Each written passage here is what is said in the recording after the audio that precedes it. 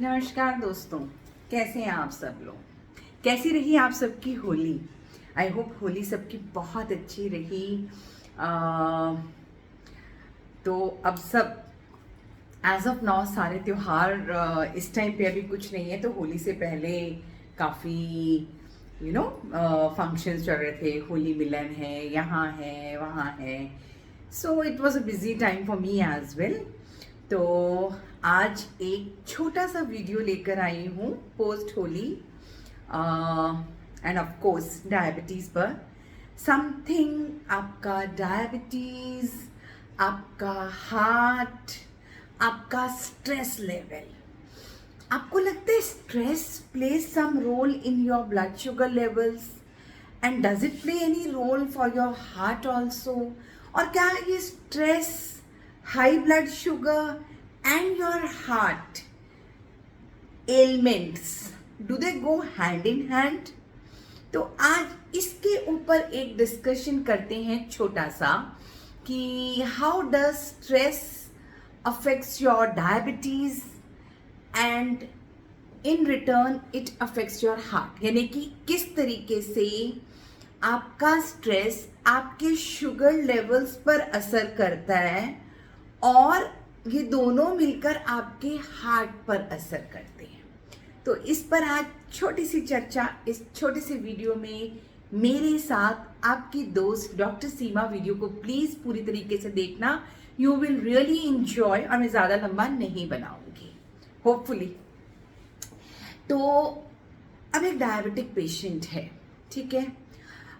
हम जानते हैं अच्छे से कि आपका जो HbA1c लेवल है, जो आपकी 3 महीने वाली शुगर है, वो एक क्रूशियल फैक्टर है, एक क्रूशियल रोल प्ले करता है ये बताने में कि आपके दिल के ऊपर कितनी क्षति पहुंच सकती है, राइट।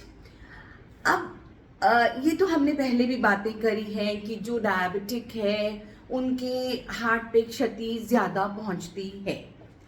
पर अगर आपके हार्ट पे भी क्षति पहुंची है, आप डायबिटिक भी हो, अब आपको एक मायोकार्डियल इन्फॉक्शन हुआ है, यानी कि आपकी हार्ट की कुछ मसल में ब्लड सप्लाई कम हो गई है, और लेमन के शब्दों में बोलूं कि आपको हार्ट अटैक आया है, पर आप डायबिटिक भी हो, तो अब ये तो बड़ी नॉर्मल सी बात है कि बहुत लोगों को बहुत ज़्यादा स्ट्रेस हो जाता है ऐसी सिचुएशन में।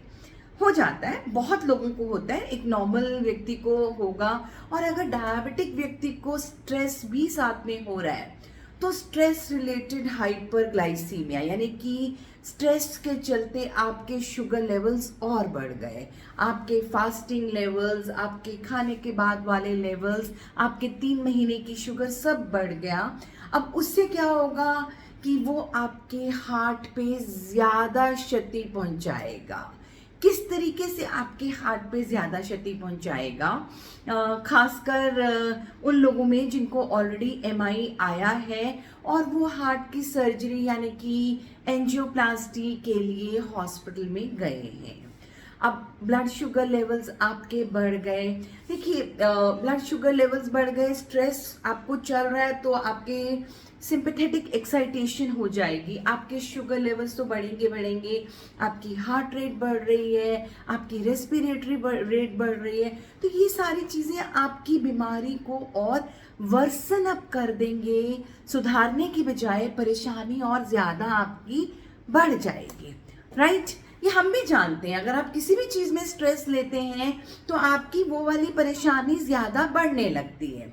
तो इसी तरीके से एक डायबिटिक व्यक्ति जिसके हार्ट में ऑलरेडी क्षति पहुंच चुकी है और वो हॉस्पिटलाइज हुआ है to get an angioplasty done, उस समय उनका स्ट्रेस लेवल बढ़ा हुआ है, जो कि 25 से 30% लोगों में हाई स्ट्रेस लेवल होते हैं।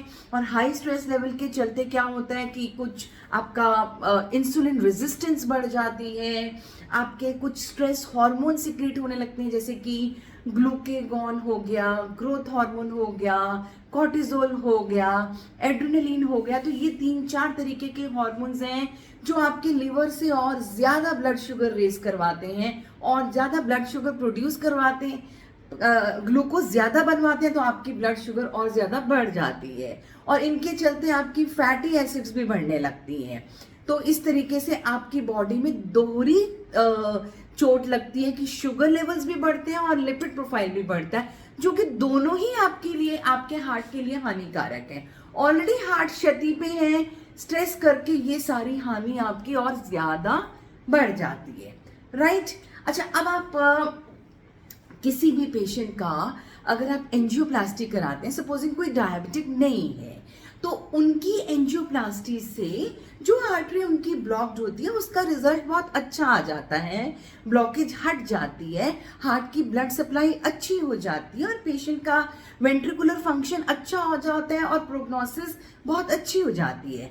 लेकिन दूसरे हाथ में डायबिटिक लोगों में अगर हाइपरग्लाइसीमिया है स्ट्रेस रिलेटेड और वो हार्ट के पेशेंट है, तो प्रोग्नोसिस इतनी अच्छी नहीं रहती, क्योंकि उनकी मायोकार्डियम यानी कि हार्ट की मसल पे इंजरी ज्यादा हो रही है। क्यों ज्यादा हो रही है? देखिए, हाइपरग्लाइसीमिया है, इंसुलिन रेजिस्टेंस है। आपने कोविड के टाइम पे बहुत देखा होगा, इन्फ्लेमेटरी मार्कर्स चेक कराइए, इन्फ्लेमेटरी मार्कर्स चेक कराइए। Diabetes itself is an inflammatory disease, यानी कि आपकी बॉडी में सूजन और इन्फ्लेमेशन बढ़ी हुई है। अब आपकी शुगर लेवल्स और ज्यादा बढ़ गए, यानी कि आपकी बॉडी में इन्फ्लेमेशन और ज्यादा बढ़ गई। इन्फ्लेमेशन बढ़ गई, इंसुलिन रेजिस्टेंस बढ़ गई, हार्ट की ब्लड सप्लाई कम हो गई, तो आपकी क्या होगी? इन्फ्लेमेटरी मार्कर्स और ज्यादा बढ़ेंगी। उनके चलते क्या होगी कि जो आपकी ब्लड वेसल्स है वो कंस्ट्रिक्ट यानी कि वो निचुड़ने लगेंगी, रादर देन गेटिंग डायलेटेड वो कंस्ट्रिक्ट होंगी, जिससे कि और ज्यादा आपकी हार्ट की ब्लड सप्लाई कम हो जाएगी। आपके हार्ट को खून नहीं मिल रहा, आपके हार्ट को पूरी तरीके से ऑक्सीजन नहीं मिल रही। तो बात समझ में आ रही है कि आपके हार्ट को और ज्यादा क्षति पहुंच रही है। उसके अलावा क्या होगा, कुछ ऐसे सेल्स निकल के आएंगे, कुछ ऐसे इन्फ्लेमेटरी मार्कर्स निकल के आएंगे जो आपके ब्लड वेसल्स को और ज्यादा ब्लॉक करने लगेंगे। तो उनके ब्लॉक करने से आपकी ब्लॉकेज और ज्यादा बढ़ गई। एक तो आपकी हार्ट की जो आर्टरीज हैं और ज्यादा वेसो कंस्ट्रिक्ट हो रही हैं, ब्लॉकेज और ज्यादा बढ़ गई है। तो क्या होगा, वो जो जो जो सतह पे खून बह रहा है उस सतह पे भी चोट लगने लगती है, यानी कि एंडोथेलियल डिसफंक्शन होने लगता है। वो जो आर्टरी की लाइनिंग है वो भी खराब होने लगती है। अब उसके चलते क्या होगा कि वहां पर थ्रोम्बस बन जाएगा। तो उस थ्रोम्बस के बनने से क्या होगा, आर्टरी आपकी और ज्यादा ब्लॉक हो गई।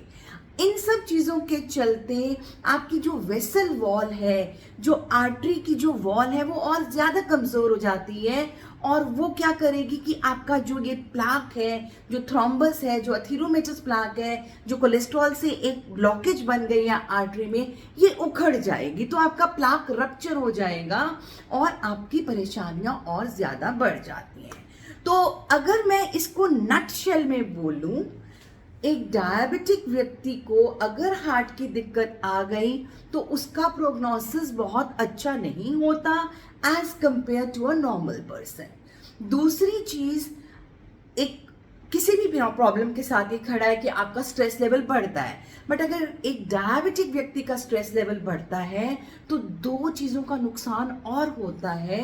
एक तो उनके इन्फ्लेमेटरी मार्कर्स बढ़ेंगे, यानी कि बॉडी में इन्फ्लेमेशन और ज्यादा हो जाएगी। दूसरा, जो उनका हार्ट का वेंट्रिकल जो है उसका फंक्शन बहुत अच्छे से नहीं चलेगा, यानी कि उनका जो प्रोग्नोसिस है वो पुअर है।